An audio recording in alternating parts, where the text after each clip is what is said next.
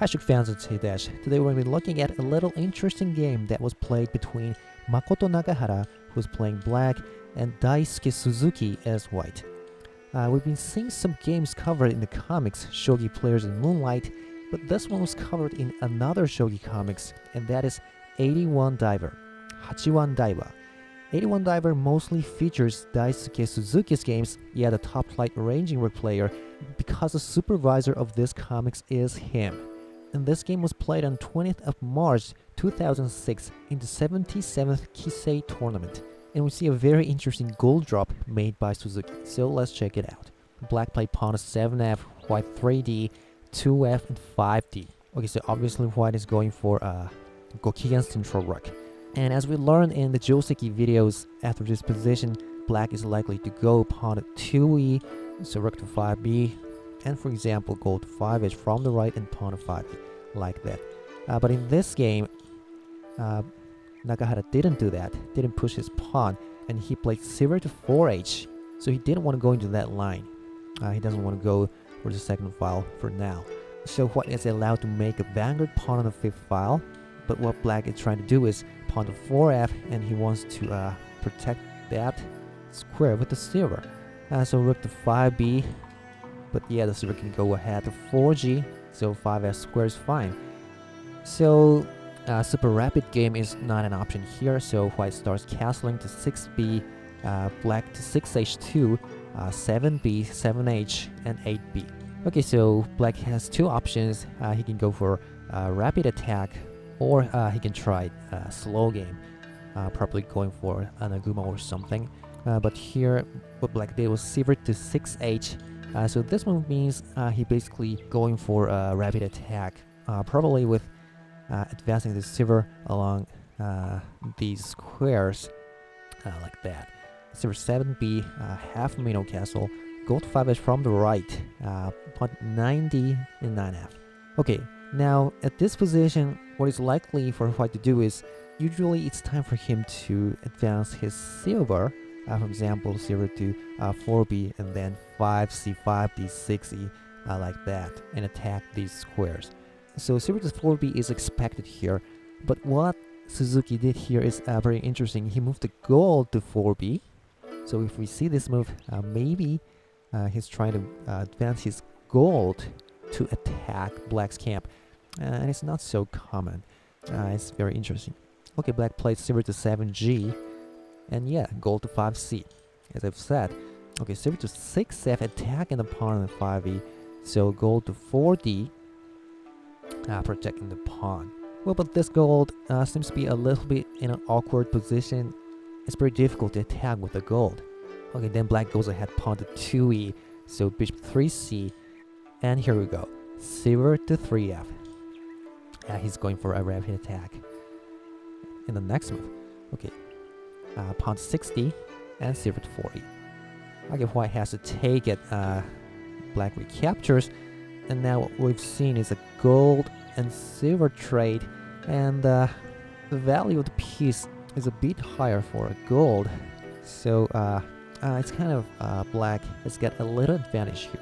Okay, now white starts to advance his silver to 3b, but here Nakahara makes an interesting pawn sack on 4d.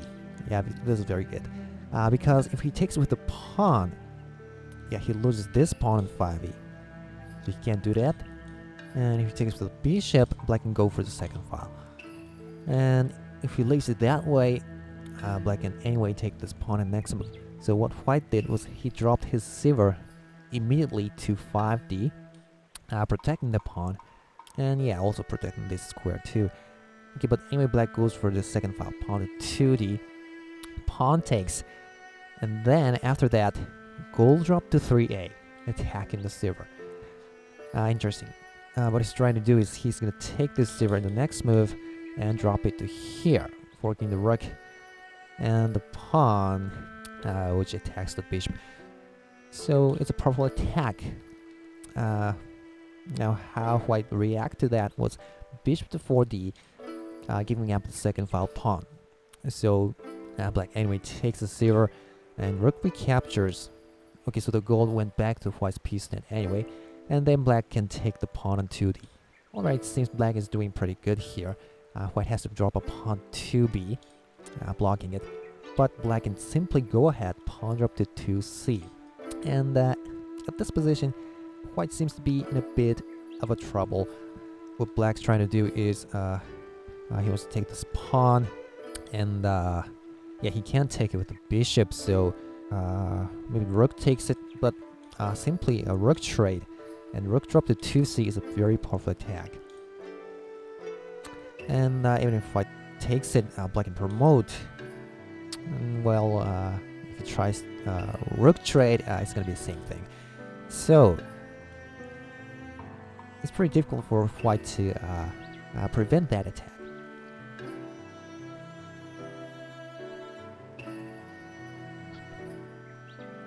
However, this is the position where Suzuki made an incredible goal drop. Alright, here we go. Suzuki dropped it to 1b. Incredible.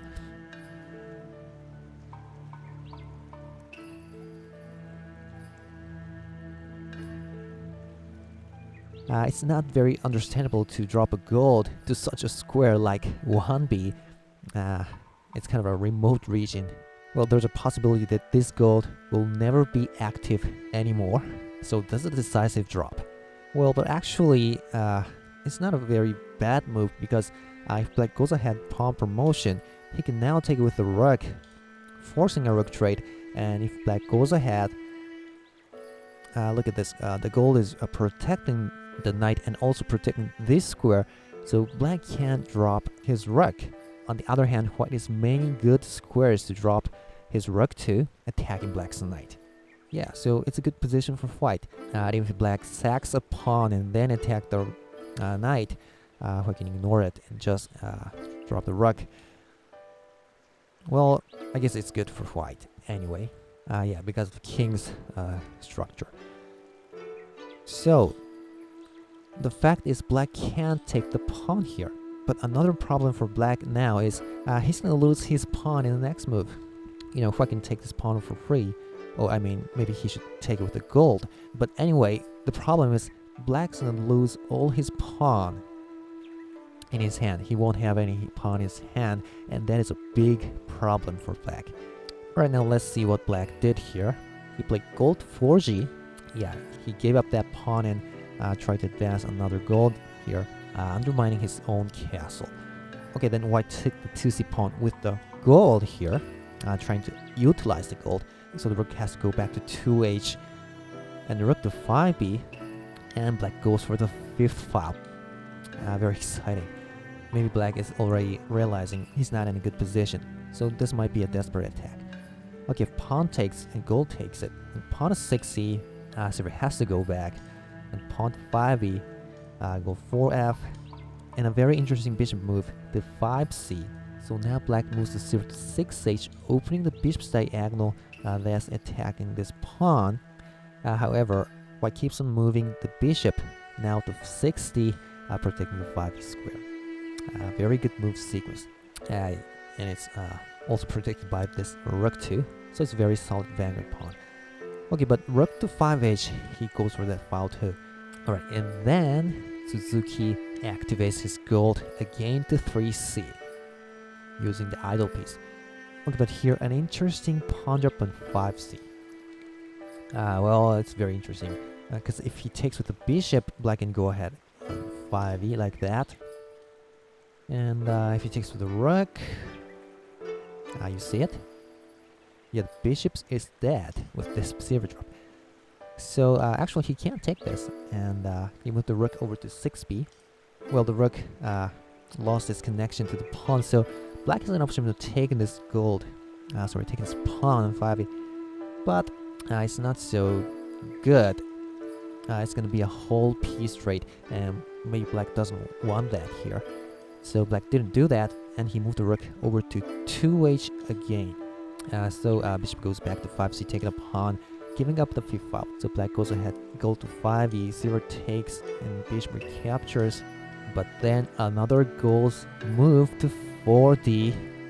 Right now, we can't any longer blame that gold drop on 1b. It's already very active on 4d now. Okay, bishop goes back to 7g, and pawn to 5f, a very good dangling pawn. And what Nakahara did was go to 5h, not a very comfortable move, but he done that anyway. Okay, gold drop to 80, attacking the bishop's head. Well, very powerful. Black desperately goes for the edge file, pawn to 90. White takes it, and dangling pawn to 90. White didn't take it. He extended the pawn to 9f. But here, Black got a chance to float the rook over to 2f, because the bishop's attack is now blocked with the gold. And he's trying to clear off this pawn in the next move.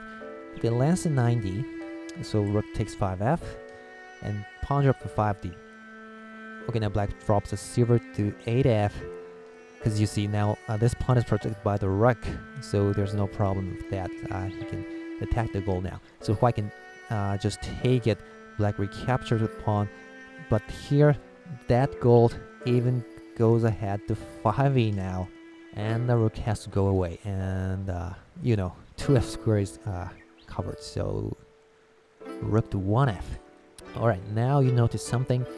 Suzuki first dropped his gold to here, but after dozens of moves, the gold is now on 5e, the center of the square, and it's doing a very, very good job. And the rook is not doing a very good job here, which means Suzuki's incredible gold drop was a success. Very interesting.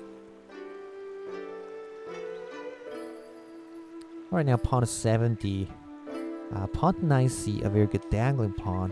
White takes with knight, and silver to 4f. He offers a trade. White finally accepts it. Yeah, so once again the gold moved all the way to here, resolving itself to a piece exchange with a silver. Very good.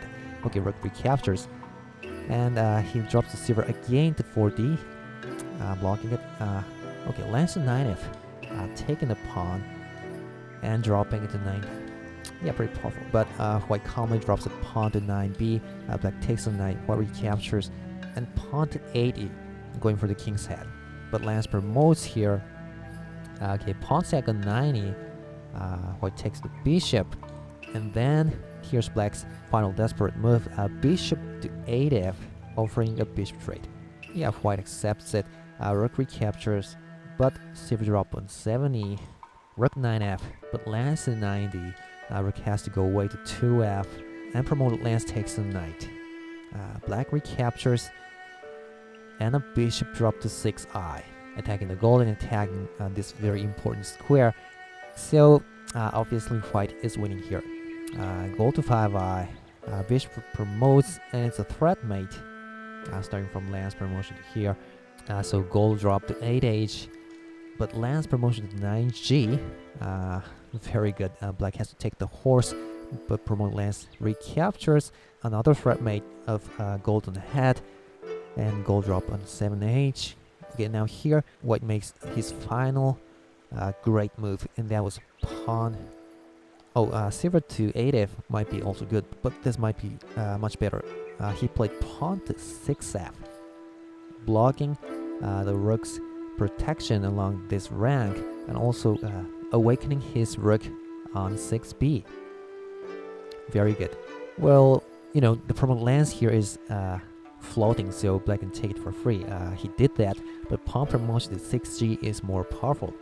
Okay, Black dropped the lance to 9g. Maybe he's gonna rip off this pawn in the next move, so White dropped the knight to protect there. Okay, so silver can run to 9i, but very simple gold drop to 7g is a very powerful attack. Gold has to take it. Promoted pawn recaptures. I guess it's not a threat mate yet, so bishop drop to 90, attacking the rook and also attacking this promoted pawn. So, but rook promotion to 6g, and this is a threat mate, starting from gold sack on 8h. So Black had no option but to take the pawn with the bishop. White recapture with the dragon. Yeah, a threat mate, starting from dragon check in the next move. So gold drop to 8h. But finally, knight to 8f, giving up this pawn here. And well, this is a great move. because if the gold takes the dragon, it's checkmate. So black can take it, and well, if he takes the rook, yeah, he can recapture, and white is fine. So a very good knight leap over to 8f. Yeah, but black makes an interesting move to lance drop to 9i, protecting this file and also piling up the attackers to the 9c square. Pretty powerful, but white's fine. Now simply drop his gold to 8g. Well, once again, black can't take this dragon because it's made with this bishop drop. But this move itself is a threat mate, which can't be removed. So black finally went for the king, lands in promotion to 9c. But king runs, and you see there's no way white's king isn't a mate. So here finally Nakahara resigned. So that's all for this game. It was a very interesting gold drop by Suzuki. Hope you enjoyed the video, and I'll see you next time.